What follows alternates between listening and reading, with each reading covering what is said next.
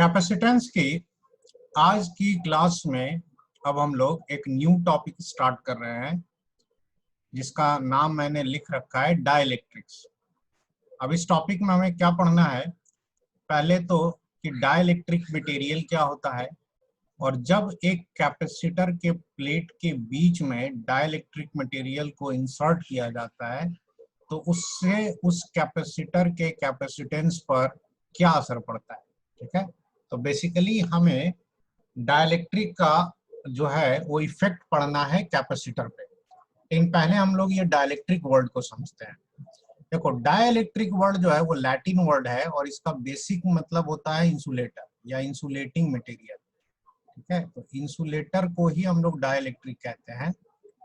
अब इंसुलेटर का मतलब क्या होता है? इंसुलेटर का मतलब होता है नो फ्री इलेक्ट्रॉन्स। इसमें जो है फ्री इलेक्ट्रॉन्स नहीं होते हैं कंडक्टर की तरफ। ठीक है, जबकि कंडक्टर का मतलब होता है large number of free electrons. तो इंसुलेटर का मतलब ये होता है कि एक इंसुलेटर के क्रॉस अगर आप स्ट्रॉन्ग इलेक्ट्रिक फील्ड भी देंगे तो उसके अंदर करंट फ्लो होने की चांसेस ना के बराबर होती है, इसमें करंट नहीं फ्लो होता है। तो dielectric is nothing but A insulator.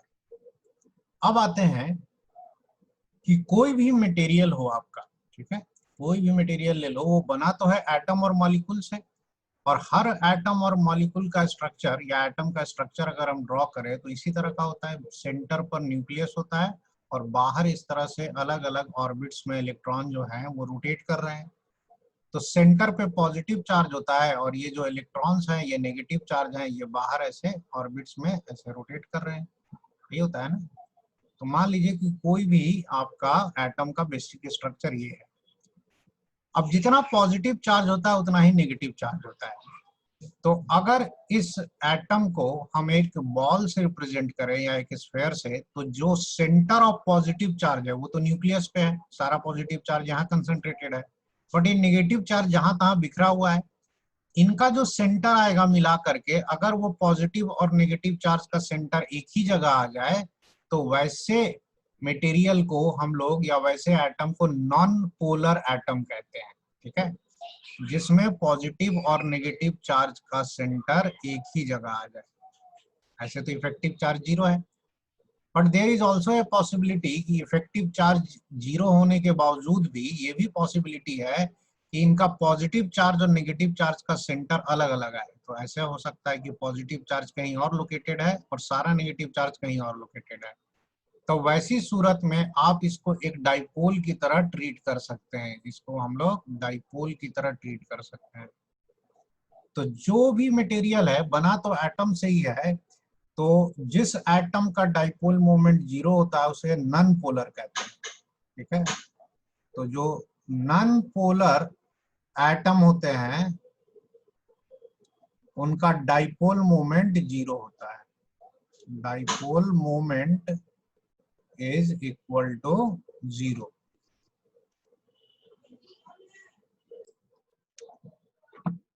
अब जो पोलर एटम्स होते हैं उनके लिए डाइपोल जो है मोमेंट वो जीरो नहीं होता है। तो पोलर अगर एटम्स हैं तो इनका जो डाइपोल मोमेंट हैगा that is not equal to zero. ठीक है, तो ये आपका पोलर हो गया और ये हो गया नॉन पोलर।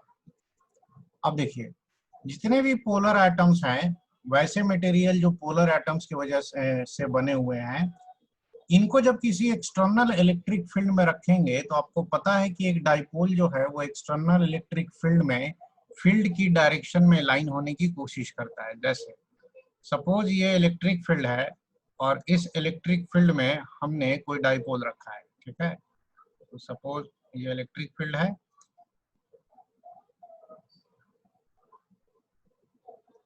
और जो डाइपोल रखा गया है वो ऐसे रखा गया है, दिस इज योर डाइपोल। अब क्या होता है कि ये जो डाइपोल है इस पे ये इलेक्ट्रिक फील्ड का टॉर्क लगता है और टॉर्क लगने की वजह से ये डाइपोल जो होता है वो ई की डायरेक्शन में अलाइन हो जाता है। यही होता है if this is free to rotate. अगर फ्री है तो ये पक्का क्या होगा, अलाइन हो जाएगा, नहीं तो अलाइन होने की कम से कम कोशिश करेगा। तो ये ऐसे हो जाता है। ठीक है, तो जो भी आपके पोलर एटम से बना हुआ मटेरियल है, अगर उसको किसी इलेक्ट्रिक फील्ड के प्रेजेंस में रखा जाए तो देखिए उसका बिहेवियर क्या हो गया। ये मान लीजिए कि एक मटेरियल है जिसमें बहुत सारे डाइपोल है, हर एटम जो है that is behaving like a dipole. तो जब डाइपोल की तरह बिहेव कर रहा है तो इसके अंदर वो छोटे छोटे आप इस तरह से डाइपोल को दिखा सकते हैं। ठीक है, अब ये डाइपोल जो है वो रैंडमली इधर उधर करके इस तरह से आपके अलाइन होंगे। तो ये रैंडमली अलाइन डाइपोल आप इस तरह से दिखा सकते हैं, इस तरीके से। ठीक है, इस तरीके से। अब यह है कि बाहर से कोई इलेक्ट्रिक फील्ड अभी अप्लाई नहीं किया गया है, तो कोई डाइपोल ऐसे है, कोई डाइपोल ऐसे है, सब जैसे तैसे जो है ना वो अलाइन है। ठीक है, इस तरीके से रैंडम अलाइनमेंट होने की वजह से नेट इलेक्ट्रिक फील्ड इनसाइड में जीरो होगा, अंदर में नेट इलेक्ट्रिक फील्ड जीरो होगा। लेकिन जैसे ही इसको इलेक्ट्रिक फील्ड में रखा जाएगा तो क्या होगा, वो देखिए नेक्स्ट स्लाइड पर।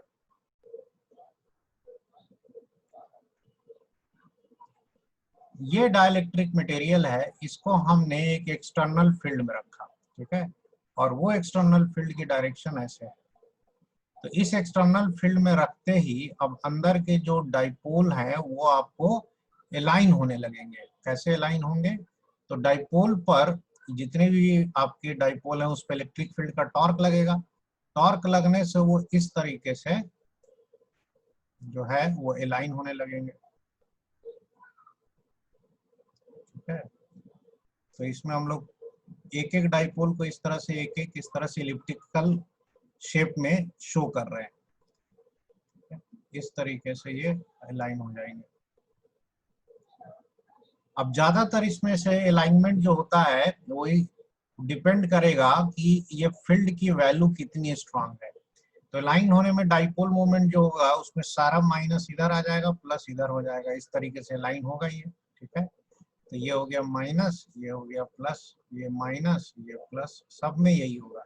तो हमने यहाँ पे सैंपल के तौर पे इतना दिखा दिया है। अब जितना स्ट्रॉन्ग इलेक्ट्रिक फील्ड होता है डाइपोल का अलाइनमेंट उतना बढ़िया होता है।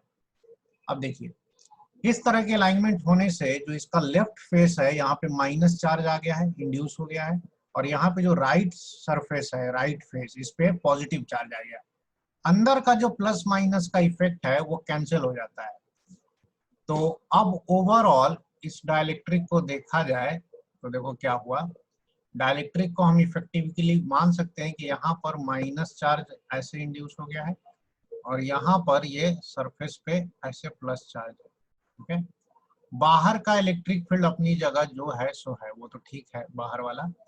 अब इस सरफेस पे जो इंड्यूस चार्ज आया उसके वजह से अंदर में एक इलेक्ट्रिक फील्ड आ जाएगा ऐसे अपोजिट डायरेक्शन में। ठीक है, और ये जो अंदर वाला इलेक्ट्रिक फील्ड है ये इस एक्सटर्नल फील्ड के अपोजिट होगा। इसको हम लिखते हैं electric field due to induce charges, या ईवी लिखते हैं, electric field due to bound charges. यहाँ जो चार्जेज आए हैं इनको इंड्यूस चार्जेज कहने से बेहतर होगा कि हम बाउंड चार्जेज कहें। क्यों, क्योंकि इंड्यूस वर्ड जो होता है वो कंडक्टर के लिए यूज होता था, उसमें फ्री इलेक्ट्रॉन होते थे। यहाँ पर ये कंडक्टर नहीं है, ये इंसुलेटर है। तो इंसुलेटर में यहाँ पर ये जो चार्जेज आए हैं वो डाइपोल के पॉजिटिव वाले चार्ज है ना, तो ये बाउंडेड चार्जेज है, बाउंडेड, ये फ्री इलेक्ट्रॉन की वजह से नहीं आए। तो यहाँ पे जो चार्ज डेंसिटी आता है उसको सिग्मा बी, और इधर में जो आया उसको माइनस सिग्मा बी लिख सकते हैं, where sigma B is called bound charge density, bound charge density. और इसी बाउंड चार्जेस की वजह से अगर आप ध्यान से देखें तो ये कैपेसिटर के दो प्लेट की तरह बिहेव कर रहे हैं, तो बीच में एक इलेक्ट्रिक फील्ड आएगा। So this is EB, EB is electric field due to bound charges. तो जो इनसाइड द मटेरियल, अगर आप नेट इलेक्ट्रिक फील्ड की बात करें तो inside the material net electric field अभी भी होगा तो इधर ही होगा, लेकिन कम होगा। ठीक है, तो नेट इलेक्ट्रिक फील्ड को अगर हम ई डैश मान लें तो net electric field will be less than external electric field, ये बाहर वाला है, एक्सटर्नल है। ठीक है, उससे कम होगा। नंबर में बात करते हैं, बाहर में आपने पता चला कि 100 न्यूटन पर कूलम का इलेक्ट्रिक फील्ड दिया था, बाहर में ई था 100, ठीक है। पर पता चलेगा कि ये जो डाइलेक्ट्रिक मटेरियल है या इंसुलेटर है, इसके अंदर ये जो बाउंड चार्जेज आ गए, इसकी वजह से इलेक्ट्रिक फील्ड पीछे की तरफ आ गया, जिसके वजह से अंदर में आपको इलेक्ट्रिक फील्ड पता चला कि 100 की जगह 20 ही मिल रहा है, इतना कम हो गया। तो इसके लिए कौन रिस्पॉन्सिबल है? ये बाउंड चार्जेज, ठीक है। और ये बाउंड चार्जेज आए क्यों? क्योंकि डाइपोल में ये जो मटेरियल था, इन मटेरियल में ये जो डाइपोल मोमेंट इंड्यूस हुआ इलेक्ट्रिक फील्ड में, या पहले से इनके पास डाइपोल मोमेंट था, अगर ये पोलर थे तो वो डाइपोल एक पर्टिकुलर डायरेक्शन में, ई के डायरेक्शन में अलाइन हो गए, ठीक है। तो अलाइनमेंट होने से एक साइड, एक फेस पॉजिटिव एक फेस नेगेटिव चार्ज हो जाता है, तो जो नेट इलेक्ट्रिक फील्ड आता है वो कम आता है। अब जैसे ये अगर देखा जाए तो 20 100 से 5 गुना कम है कि नहीं न्यूटन पर कूलम। तो जितना गुना कम इलेक्ट्रिक फील्ड आए, जितना फैक्टर जो है कम हो जाए, that is called dielectric constant of this material, ठीक है। And dielectric constant is nothing but basically relative permittivity. इप्सा जो आप पढ़ते थे इलेक्ट्रोस्टैट में, उसी को यहाँ पे डाई इलेक्ट्रिक कॉन्स्टेंट कहते हैं इस चैप्टर में, ठीक है। तो अगर हम आगे चल के बात करें तो जो net electric field inside the dielectric होगा ई डैश, ठीक है, वो ई माइनस ई बी होता है, and that is found to be E by K. मतलब जितना नेट इलेक्ट्रिक फील्ड होता है उससे के टाइम्स कम होता है। हियर के is called dielectric strength. Dielectric strength नहीं, डाइलेक्ट्रिक कांस्टेंट कहते हैं। ये यूनिटलेस है and this is nothing but relative permittivity. तो जैसे इस एग्जांपल में अगर बात करें तो इस एग्जांपल में आपका जो डाइलेक्ट्रिक कांस्टेंट है वो 5 है। क्यों? क्योंकि 100/5 हो गया, आपका 5 गुना इलेक्ट्रिक फील्ड अंदर में कम हो गया। तो डाइलेक्ट्रिक वर्ड बोलते ही आपको ध्यान में ये रखना है कि जैसे ही किसी इलेक्ट्रिक फील्ड में डाइलेक्ट्रिक आता है, डाइलेक्ट्रिक के अंदर की इलेक्ट्रिक फील्ड बाहर से के टाइम्स कम होती है, ठीक है। तो इलेक्ट्रिक फील्ड जितना फैक्टर रिड्यूस कर जाए उसी को हम डाइलेक्ट्रिक कांस्टेंट कहते हैं, ठीक है। और सरफेस पर ये जो चार्जेस आए हैं इसे हम बाउंड चार्ज डेंसिटी कहते हैं। अब चलो आगे चलते हैं। अगर मटेरियल के अंदर पहले से ही पोलर एटम मौजूद है, ठीक है, तो पोलर एटम होने का मतलब है कि सब डाइपोल की तरह एटम बिहेव कर रहे हैं, तो वो पहले से ही इस शेप में होंगे और इलेक्ट्रिक फील्ड अप्लाई करते ही वो अलाइन होने की कोशिश करेंगे। अब ये अलाइनमेंट जितना स्ट्रांग होगा अंदर में इलेक्ट्रिक फील्ड उतना कम होगा। लेकिन अगर नॉन पोलर एटम्स भी हैं, नॉन पोलर एटम्स भी हैं, तो नॉन पोलर में हमने क्या बताया था कि प्लस माइनस चार्ज जो होता है उसका सेंटर कोइंसाइड कर जाता है। लेकिन जैसे ही इसको इलेक्ट्रिक फील्ड में रखोगे तो ये भी डाइपोल की तरह बिहेव करने लगेगा। क्यों? क्योंकि इलेक्ट्रिक फील्ड के फोर्स की वजह से पॉजिटिव चार्ज इधर अगर राइट शिफ्ट हो गया तो नेगेटिव चार्ज इधर हो गया, तो basically it will also start behaving like a dipole. तो इस फेनोमेना को, जिसमें नॉन पोलर आइटम पोलराइज हो गया, इसे हम पोलराइजेशन ऑफ मटेरियल कहते हैं। इन शॉर्ट, पोलर हो या नॉन पोलर मटेरियल हो कोई फर्क नहीं पड़ता है, इलेक्ट्रिक फील्ड अप्लाई करोगे तो पोलर मटेरियल जो है वो तो होगा ही होगा डाइपोल इंड्यूस, जो नॉन पोलर है उसमें भी पोलराइजेशन हो जाता है और इफेक्टिवली अंदर का इलेक्ट्रिक फील्ड रिड्यूस हो जाता है। अब आते हैं नेक्स्ट पेज पर। ये तो बेसिक हुआ, हमने ये समझा कि डाइलेक्ट्रिक क्या होता है और उसके अंदर इलेक्ट्रिक फील्ड बाहर से कम क्यों आता है।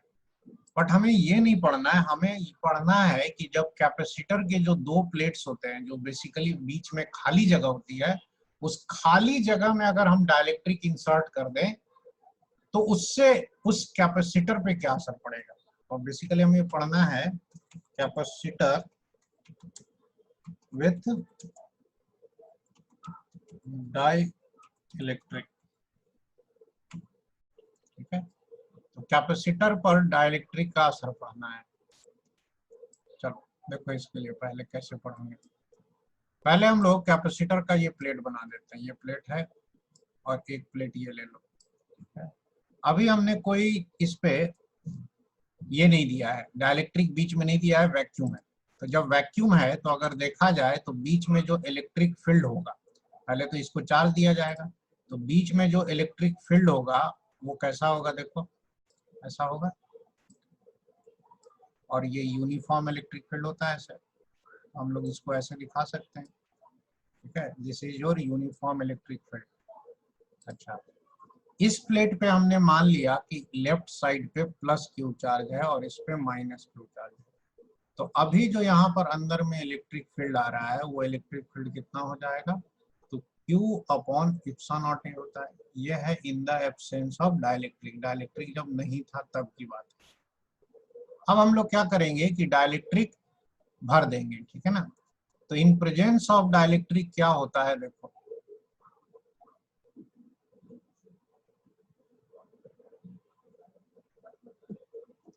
इन प्रेजेंस ऑफ डाइलेक्ट्रिक,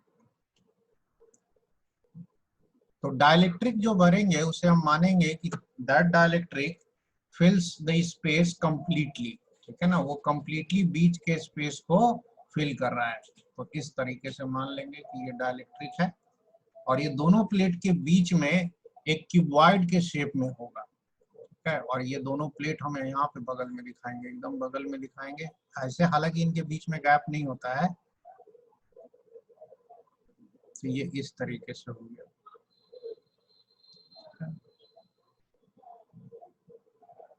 तो ये स्पेस जो है वो डाइलेक्ट्रिक से हमने भर दिया। अब देखिए डाइलेक्ट्रिक से भरने का असर क्या होगा कि ये चार्ज तो क्यू और माइनस क्यू है, इस डाइलेक्ट्रिक के इस सरफेस पे यहाँ पे माइनस चार्ज इंड्यूस हो जाएगा, ठीक है, और इधर इंड्यूस हो जाएगा यहाँ पे प्लस चार्ज। और अंदर में अब जो इलेक्ट्रिक फील्ड आएगा ई डैश वो पहले से कम होगा, ठीक है, and that E dash will be equal to E by K, पहले जितना था उससे के टाइम्स कम, that means Q by K epsilon naught है। इलेक्ट्रिक फील्ड डिक्रीज हो गया, ठीक है। अगर इलेक्ट्रिक फील्ड डिक्रीज हो गया तो इससे कैपेसिटेंस पे असर पड़ जाता है। डाइलेक्ट्रिक के आने से कैपेसिटर का कैपेसिटेंस के टाइम्स इंक्रीज हो जाता है। कैसे इंक्रीज होता है अब समझना। अब पोटेंशियल ऑफ कैपेसिटर निकालोगे तो क्या लिखोगे, ई डैश इंटू डी, ठीक है, और ई डैश इंटू डी हो गया Q into D divided by K epsilon naught है, ठीक है। P को हम Q बाई सी भी लिख सकते हैं, Q बाई सी लिखोगे तो Q Q कटेगा और यहां से देखिए हमें C का एक नया फॉर्मूला मिला, K times of epsilon not A by D. तो हम इसे C डैश मान लेते हैं, this is new capacitance. Epsilon not A by D पहले वाला कैपेसिटेंस था तो इसे हम KC लिख सकते हैं। इसका मतलब ये हुआ कि डाइलेक्ट्रिक के इंसर्ट करते ही आपका कैपेसिटेंस इंक्रीजेज के टाइम्स। तो ये बस याद रखना है कि C इंक्रीजेज के टाइम्स, बट ये भी ध्यान रखना है कि यहाँ पर जो डाइलेक्ट्रिक है वो बीच के स्पेस को कंप्लीटली फिल कर रहा है। तो असल में अगर ये दोनों रेक्टेंगुलर प्लेट हैं तो ये क्यूबॉइड की तरह है, ठीक है। दो हाथों के बीच में जो जगह होती है, अगर ये दोनों हाथ रेक्टेंगुलर प्लेट हैं तो बीच में जो जगह बन रहा है ये देखो क्यूबॉइड के शेप में है, ये बीच वाली जगह। तो इस क्यूबॉइड में एक ईट टाइप का कोई चीज, ईटा टाइप का चीज भर सकते हो, दैट ईटा टाइप का चीज और डाइलेक्ट्रिक, डाइलेक्ट्रिक का शेप उसी तरह का होगा। तो बेसिक चीज याद रखना है कि कैपेसिटेंस बढ़ गया, ठीक है। अब आइए, कैपेसिटेंस तो बढ़ गया, और क्या क्या हमसे पूछा जा सकता है कि यहाँ जो इंड्यूस चार्ज हुआ है वो बताओ कितना होगा, ठीक है। तो उसको हम लोग आगे देखते हैं, आइए। तो पहले मैंने क्या किया कि डाइलेक्ट्रिक बना लेते हैं, तो ये डाइलेक्ट्रिक हो गया, ठीक है। और उसके बाद हम लोग दोनों प्लेट्स बना लेंगे, तो एक प्लेट इधर से हो गया, ये कंप्लीटली फिल कर रहा है स्पेस को, और एक प्लेट इधर से हो गया। अच्छा, अब क्या है कि इस पे चार्ज डेंसिटी सिग्मा और इस पे माइनस सिग्मा, सिग्मा वही था क्यू बाई ए, ठीक है। अब यहाँ पे जो चार्ज इंड्यूस हुआ था उसका चार्ज डेंसिटी जो है वो कुछ और मान लेते हैं, ठीक है। तो मान लेते हैं कि यहाँ पे जो इंड्यूस हुआ था उसको प्लस, इधर माइनस हुआ था ना, तो माइनस सिग्मा भी और इधर वाले को प्लस सिग्मा भी, क्योंकि इधर में प्लस चार्ज आया था, बाउंड चार्जेस इस तरह से, और इधर में आया था ये माइनस चार्ज, ठीक है। अब जो net electric field inside the capacitor है that is E by K. It can also be written as E minus EB. Why? Because net electric field होगा ओरिजिनल इलेक्ट्रिक फील्ड जो था इस डाइलेक्ट्रिक के एब्सेंस में minus electric field due to bound charges. यहाँ से आपको क्या मिल जाएगा? Electric field due to bound charges. EB को इधर ले आओ, उसको उधर भेज दो, तो ये मिल जाएगा E 1 माइनस 1 बाई के। ठीक है, नाउ ईबी जो है that is due to bound charges. EB का डायरेक्शन अगर आपको इसमें दिखाना हुआ तो ईबी का डायरेक्शन ऐसे होगा। तो अब हम इसको ऐसे लिख सकते हैं ईबी को sigma B upon epsilon naught. Sigma by epsilon naught is the electric field due to bound charges. उसी तरीके से इलेक्ट्रिक फील्ड जो होता है क्यू बाई इप्सा नॉट है, उसको आप सिग्मा बाई इप्सा नॉट लिख सकते हैं। This E is the original electric field जो इस डाइलेक्ट्रिक एब्सेंस में प्लेट के बीच में होता है, and this is your 1 minus 1 by K. ठीक है, तो यहाँ से आपको सिग्मा बी की वैल्यू मिल जाएगी, that is equal to sigma 1 minus 1 by K. तो इतना इलेक्ट्रिक फील्ड का, इलेक्ट्रिक फील्ड नहीं, ये क्या हो गया आपका बाउंड चार्ज डेंसिटी इतना होता है। ये डिपेंड करता है के फैक्टर पे अगेन। ठीक है, कभी कभी तो ये पूछता है, कभी कभी ये इंड्यूस चार्ज पूछता है, तो सिग्मा बी की जगह चार्ज बाय एरिया कर देना, एरिया जाके मल्टीप्लाई हो जाएगा, तो उससे आपको बाउंड चार्जेस मिल जाएगा। ठीक है, इस सिग्मा को भी आप क्यू बाई ए लिख सकते हैं यहाँ पे, तो वहां से आपको क्यू बी का फॉर्मूला मिल जाएगा capital Q 1 minus 1 by K. Q B is bound charges, Q B by A इसकी जगह लिखे हैं और इसकी जगह क्यू बाई ए, तो ये बाउंड चार्जेस। ठीक है, बस याद रखना है कि नेट इलेक्ट्रिक फील्ड जो होता है कैपेसिटर के अंदर या डाइलेक्ट्रिक के अंदर, वो आपका कम हो जाता है। कब? डाइलेक्ट्रिक के प्रेजेंस में। और कम होके कितना हो जाता है, तो आपको बताया गया है कि नेट इलेक्ट्रिक फील्ड जो ई डैश होता है वो ई बाई के हो जाता है, जितना ई ओरिजिनल था डिवाइडेड बाई के। तो ये तो हुआ कैपेसिटर के अंदर डाइलेक्ट्रिक आने से क्या क्या होता है चेंजेस। मेन थिंग है कि कैपेसिटेंस हमारा बढ़ जाता है, सी से कैपेसिटेंस के सी हो जाता है। अब आइए आगे चलते हैं इसमें।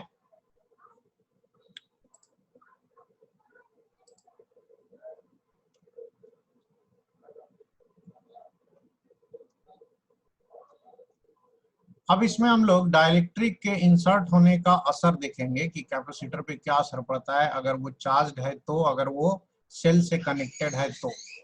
इसमें हम लिख लेते हैं पहले आइसोलेटेड चार्ज्ड कैपेसिटर। ठीक है, आइसोलेटेड चार्ज्ड कैपेसिटर हमने लिया।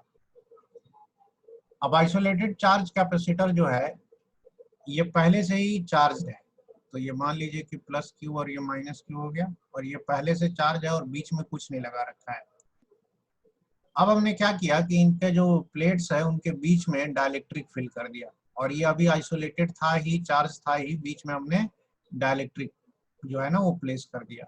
तो उसके बाद क्या क्या चेंजेज आएंगे ये हम लोग डिस्कस करेंगे। ठीक है, जैसे इसमें हमने पहले चार्ज दिया था क्यू और माइनस क्यू, तो चार्ज तो इसका वही रहेगा क्योंकि आइसोलेटेड है, बट बीच में अब यहाँ पर एक डाइलेक्ट्रिक कंप्लीटली इस स्पेस को फिल कर दिया के। तो हमें अब एक टेबल बना करके समझना है कि इससे कैपेसिटेंस पर और बाकी सारे फैक्टर्स पे क्या असर पड़ेगा। तो देखिए टेबल एक बना लेते हैं।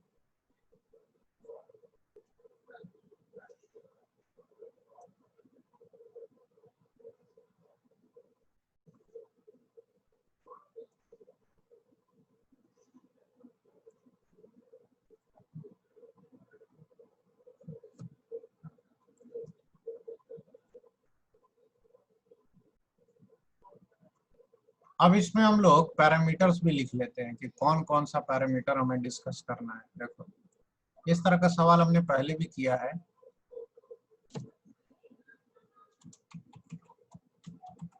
पैरामीटर, उसके बाद हम लोग यहाँ लिखेंगे इनिशियल वैल्यू, यहाँ पे लिखेंगे उसका final value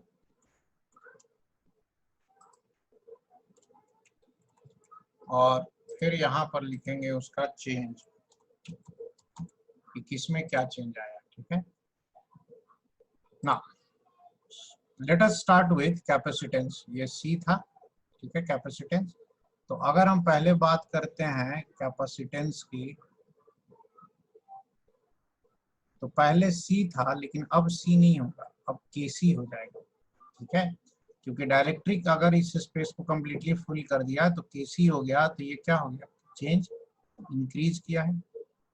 capacitance increases when a dielectric is inserted between the plates। अब बात करते हैं चार्ज की। पहले अगर Q था तो अभी भी नेट चार्ज इस पे Q ही होगा, क्योंकि ये आइसोलेटेड है। आइसोलेटेड का मतलब यही होता है कि charge of this system will be conserved. Charge भाग के जाएगा कहाँ, यहाँ सर्किट तो कंप्लीट है नहीं। So charge is same, Q same. अब बात करते हैं पोटेंशियल की। पोटेंशियल पे क्या असर पड़ा, तो पोटेंशियल V लिखते हैं, वो होता है Q/C। लेकिन अब जो V डैश लिखोगे तो वो आएगा Q/C की जगह KC हो गया। तो क्या हो रहा है, ये डिक्रीज कर गया है, डिक्रीज, पोटेंशियल घट गया इसमें। Q इक्वल टू CV में 3 पैरामीटर्स हैं। इनमें से जनरली एक कांस्टेंट होता है और 2 वैरी करते हैं। इस केस में, आइसोलेटेड वाले केस में, चार्ज आपका कांस्टेंट है।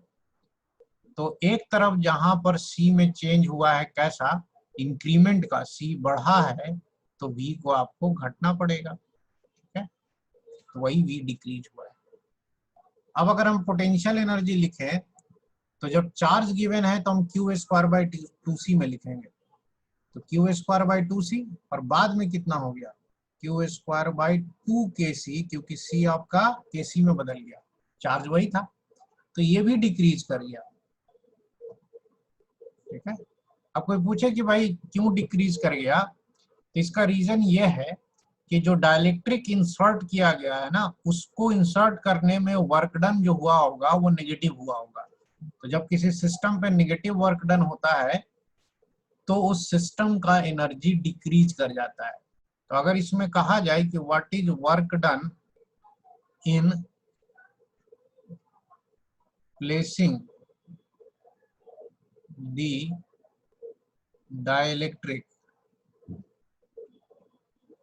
बिटवीन दी प्लेट्स, अगर आपसे कहा जाए कि प्लेट्स के बीच में डाइलेक्ट्रिक रखने में कितना वर्क डन हुआ, मतलब एक्सटर्नल का वर्क, एक्सटर्नल का वर्क होता है delta U, that is U final minus U initial, और U final minus U initial कीजिएगा तो ये आएगा Q²/2 KC माइनस Q²/2C, और ये नेगेटिव आएगा।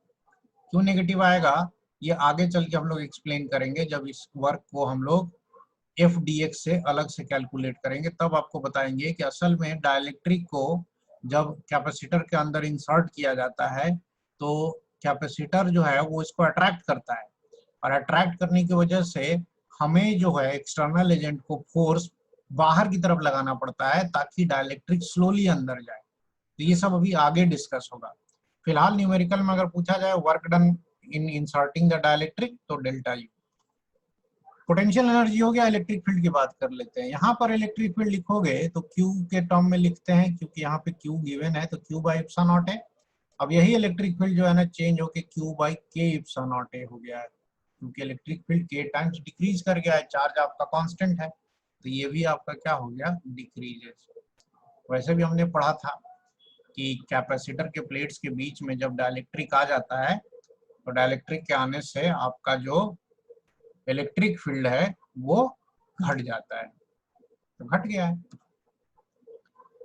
तो ध्यान देना है कि आइसोलेटेड केस में चार्ज कांस्टेंट है, बाकी सारी चीजें अपने उसी हिसाब से चेंज हो रही हैं।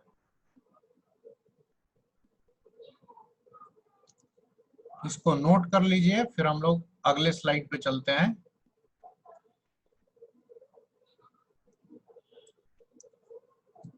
अब अगले स्लाइड में हम लोग फिर से सेम केस लेंगे, लेकिन इस बार लेंगे capacitor connected to a cell.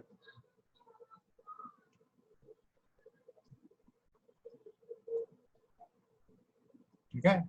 हमने एक कैपेसिटर लिया जो एक सेल से कनेक्टेड है, तो जैसे मान लीजिए कि ये सर्किट हमने बनाया, ठीक है, और इसमें बैटरी लगा हुआ है सपोज V, और यहाँ पर हमने ये कैपेसिटर लगा दिया, कैपेसिटेंस है C। फिर हमने क्या किया कि बैटरी को लगे हुए में ही इस कैपेसिटर के अंदर डाइलेक्ट्रिक जो है ना वो प्लेस कर दिया। तो डाइलेक्ट्रिक प्लेस करोगे तो ये तो आपका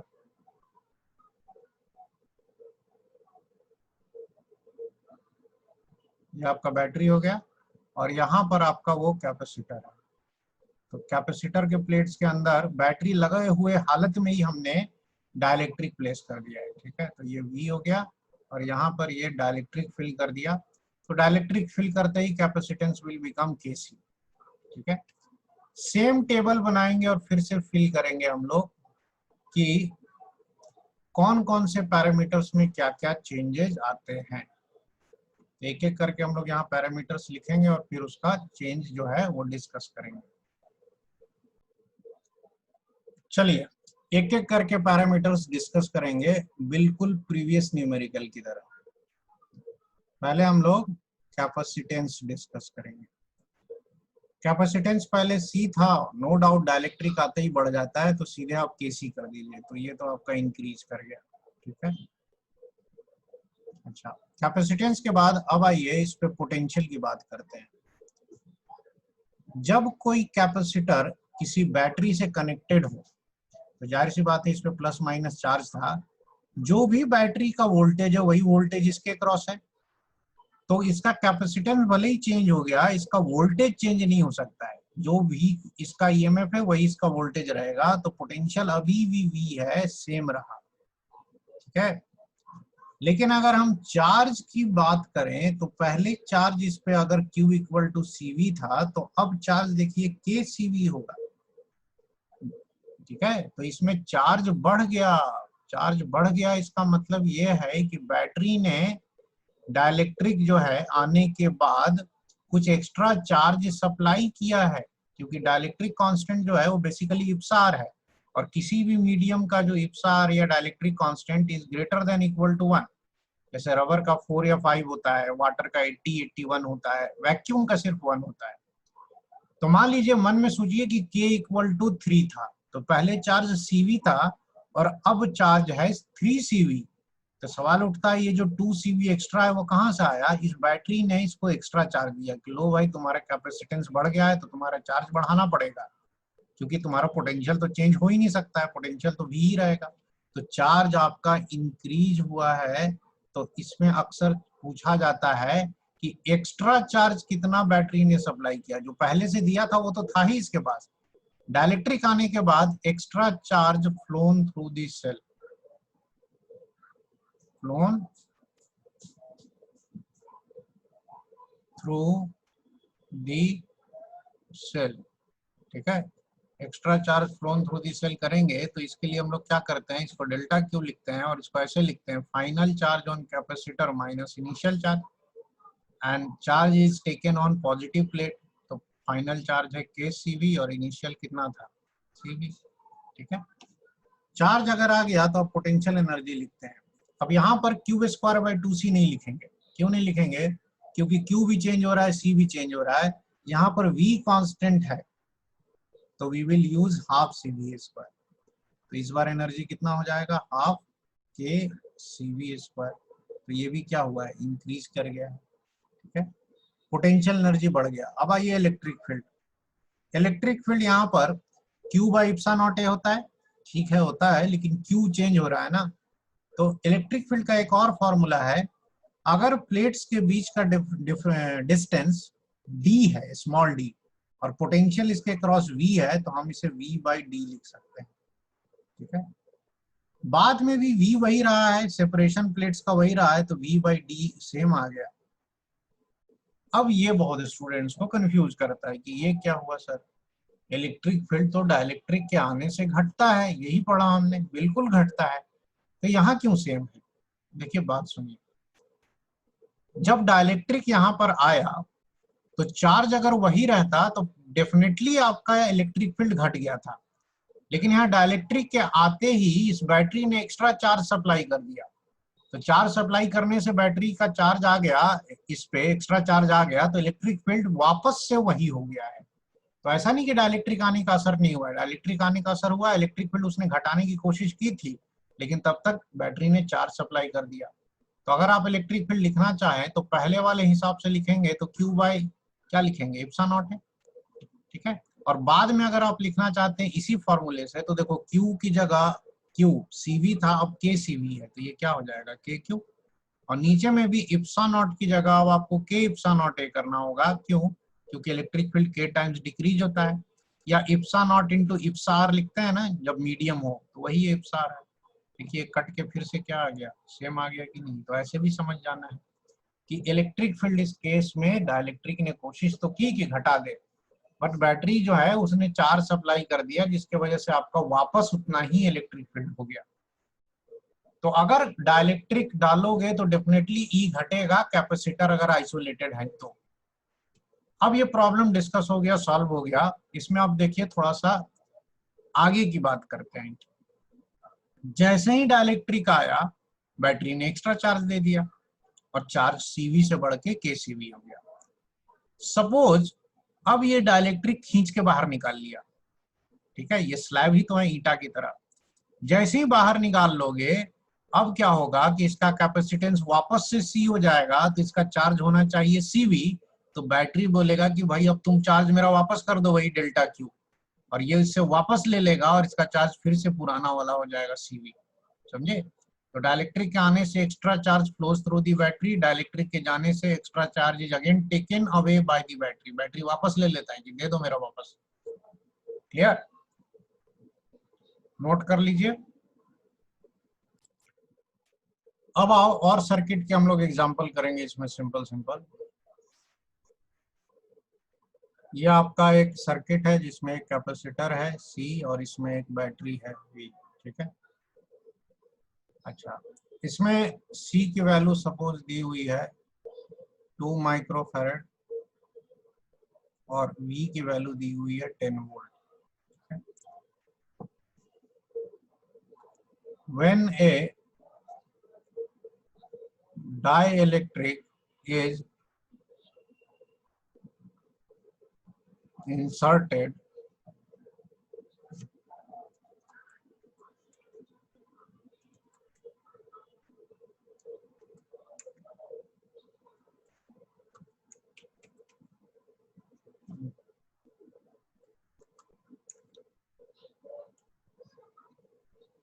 when a dielectric is inserted between the plates of capacitor, 80 microcoulomb charge flows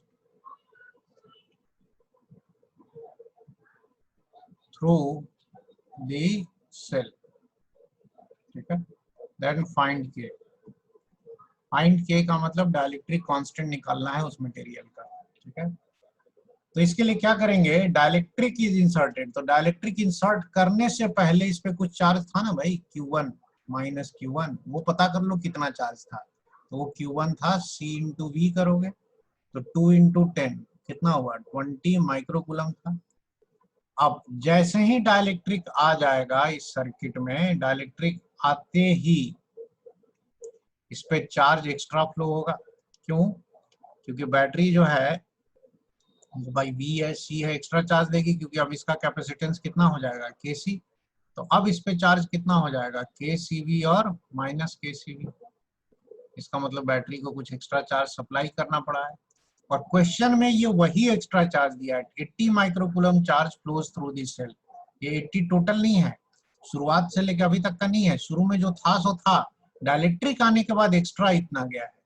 तो जो आपका फाइनल चार्ज है पहले वो निकाल लो, तो फाइनल चार्ज कितना हो जाएगा K टाइम्स ऑफ CV, मतलब 20K लिख सकते हैं, CV आपका 20 है ना, 20K माइक्रोकूलम।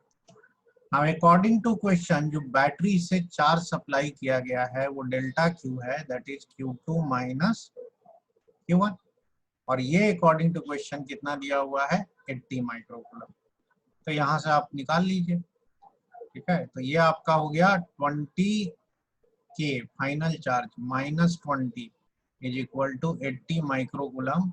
यहाँ से आप चाहें तो के निकाल सकते हैं, के की वैल्यू 5 आएगी। डाइलेक्ट्रिक कांस्टेंट हमेशा 1 से बड़ा आता है, ये आ गया आपका 5। तो ये सवाल आपका सॉल्व हो गया इससे। अब आइए नेक्स्ट एग्जांपल देखते हैं।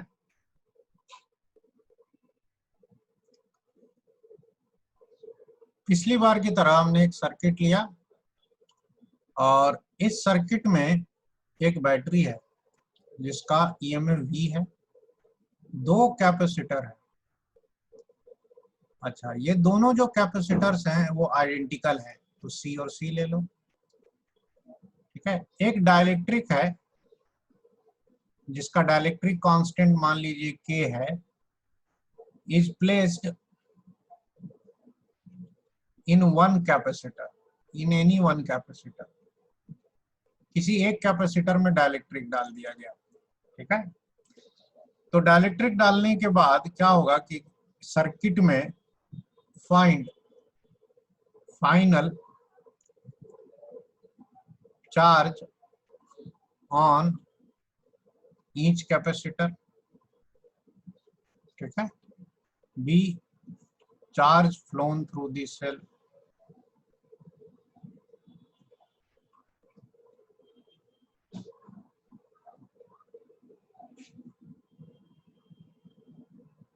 ये 2 चीजें पहले निकालेंगे। ठीक है, बाकी कुछ और भी कैलकुलेट करना हुआ तो आगे करेंगे। तो देखो, पहले क्या करेंगे, इनिशियल चार्ज निकालेंगे।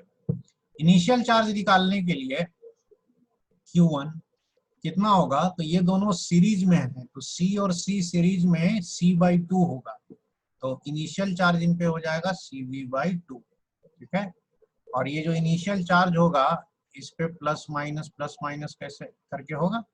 ठीक है, इसको Q1 मान लिया। अब हम निकालते हैं कि जब डाइलेक्ट्रिक आ जाएगा तो क्या चेंज होगा। तो डाइलेक्ट्रिक आने से किसी एक में हम डाल देते हैं डाइलेक्ट्रिक को, उससे देखिए क्या चेंज होगा। ये मान लीजिए कैपेसिटर है और ये भी मान लीजिए कैपेसिटर है। मान लीजिए कि डाइलेक्ट्रिक हमने इसमें फिल कर दिया, तो ये C से बदल के KC हो जाएगा, कैपेसिटेंस ये C रहेगा और ये ऐसे। अब जो इनका C इक्विवेलेंट है वो चेंज हो गया, तो अब जो फाइनल चार्ज होगा वो नया C इक्विवेलेंट निकालना पड़ेगा, C dash equivalent into V। ठीक है, इन दोनों का सीरीज में कैसे जुड़ता है, तो C1 C2 by C1 plus C2, तो ये आ जाएगा KC into C divided by KC plus CV। तो ये आपका आ जाएगा KCV upon K plus 1। This is the final charge. ठीक है, अब ये फाइनल चार्ज जो है वो पहले वाले से ज्यादा है, आप इजीली चेक कर सकते हैं। कैसे, K की वैल्यू कुछ भी ले लीजिए, 5 ले लीजिए, तो ये 5/6 आ रहा है ना, 5CV/6, जो हाफ CV से बड़ा है। तो सेकंड आपसे यही पूछा है, what is the charge flown through the cell. अगर आज चार्ज बढ़ा है आज के दिन, इसका मतलब है कि बैटरी ने कुछ एक्स्ट्रा चार्ज सप्लाई किया है। What is the extra charge supplied, तो delta Q is equal to final charge on the plates minus initial charge. पहले इस प्लेट पे Q1 हुआ करता था, अब आज इस पे Q2 है। ठीक है, हालांकि दोनों पे सेम ही होंगे, सीरीज में है। तो Q2 माइनस Q1 करेंगे तो ये आ जाएगा KCV divided by K plus 1 minus CV/2, ये वाला CV/2। ठीक है, ये आ जाएगा 2KCV minus K plus 1 CV divided by 2K plus 1। ठीक है, तो अब यहाँ से आप चाहें तो कुछ कटेगा तो KCV कट जाएगा, तो यहाँ से बचेगा आपका KCV। ठीक है, और फिर बचेगा minus CV divided by 2K plus 1। इस तरह का कुछ फाइनल आंसर आएगा। अब क्वेश्चन में जनरली K की वैल्यू दी रहती है, dielectric constant is K equal to 2, K equal to 5, तो वो अपना पुट कर देंगे, आंसर यहाँ से आ जाएगा। तो this is the extra charge supplied. अब बात करते हैं कि पहले जब ये दोनों C और C थे तो इन दोनों का जो पोटेंशियल डिफरेंस था Q/C सेम था। तो अगर दोनों के क्रॉस पोटेंशियल डिफरेंस सेम था तो अंदर में इलेक्ट्रिक फील्ड भी जो होगा वो भी सेम होगा, क्योंकि इलेक्ट्रिक फील्ड V/D लिख सकते हैं। बट अब देखो, अगर तो भले ही दोनों का चार्ज सेम है Q2, बट C अलग अलग है, तो पोटेंशियल डिफरेंस एक का Q/C है तो एक का Q/KC है, तो दोनों का पोटेंशियल डिफरेंस अब अलग अलग है। ऐसी सूरत में इन दोनों के अंदर जो इलेक्ट्रिक फील्ड होगा वो भी अलग अलग होगा। तो अगर आपसे इन दोनों के बीच में इलेक्ट्रिक फील्ड का रेशियो पूछा जाए, ठीक है, या इनके पोटेंशियल का रेशियो पूछा जाए, तो वो कैसे निकालेंगे? देखो वो कैसे निकालते हैं। सेम सर्किट हम लोग ड्रॉ कर लेते हैं ऐसे। ये आपका एक कैपेसिटर यहाँ हो गया और एक कैपेसिटर सेम यहाँ हो गया। बस अंतर यह है कि इस कैपेसिटर में आपको ये है, दूसरा वाले कैपेसिटर में डाइलेक्ट्रिक है, तो हमने यहाँ पर बीच में ऐसे दिखा दिया कि यहाँ पर ऐसे डाइलेक्ट्रिक है। तो ये KC है और ये C है, ये V है। अभी जो चार्ज आया था इस पे मान लिया था Q2 और -Q2, तो इसमें भी सेम था Q2 और -Q2, ठीक है। तो अगर हमें पोटेंशियल निकालना है दोनों का, तो पहले वाले का अगर हम पोटेंशियल लिखना चाहें, पहले वाले कैपेसिटर का V1, तो पोटेंशियल हो जाएगा Q/C होता है तो Q2/C होगा, ठीक है। हमें चूंकि रेशियो निकालना है तो हम इसे Q2 के टर्म में लिखने रहने देंगे। अच्छा, V1 इक्वल टू अंदर का electric field E1 into DV होगा। दोनों कैपेसिटेंस आइडेंटिकल थे तो दोनों का डिस्टेंस बिटवीन प्लेट्स जो होता है ना, ये D सेम होगा। और नाउ V2 कितना लिखेंगे, तो यह है आपका Q2/KC है, और ये हो जाएगा E2 इंटू D। अंदर में इलेक्ट्रिक फील्ड E2 है, तो जब इसको डिवाइड कर दोगे तो यहाँ पे ऊपर में Q2/C है, यहाँ जो है Q2/KC है, तो 1/K आएगा और इधर आ जाएगा आपका E1/E2, ठीक है। तो यहाँ से आपको मिल जाएगा E1/E2 कितना आ रहा है, K आ रहा है, तो ये रेशियो आपका आ गया, ठीक है। तो इलेक्ट्रिक फील्ड अब दोनों में सेम नहीं है क्योंकि दोनों का कैपेसिटेंस अलग है। जो E का रेशियो आया है वही रेशियो V1/V2 का भी आएगा, पोटेंशियल का भी रेशियो सेम होगा, ठीक है। तो आज की क्लास में हम लोग यहीं तक पढ़ेंगे कि कैपेसिटर के अंदर डाइलेक्ट्रिक आने से क्या असर पड़ता है, ये सब डिस्कस कर रहे हैं। ये टॉपिक बहुत बड़ा है। अब इसका अगला पार्ट जो है, नेक्स्ट पार्ट, आगे की चीजें हम लोग अगली क्लास में डिस्कस करेंगे। इसको पढ़ते समय प्रॉपर नोट्स बना लें, ठीक है। और नोट्स बना करके आप एक्सरसाइज में जो कैपेसिटर का section A B C D तक है वो करिए। अभी डाइलेक्ट्रिक वाला पार्ट नहीं करना है, RC सर्किट तक जहाँ पे है, और sharing of charges and combination of resistance, वो सब पार्ट आप जो है वो सॉल्व कर लीजिए।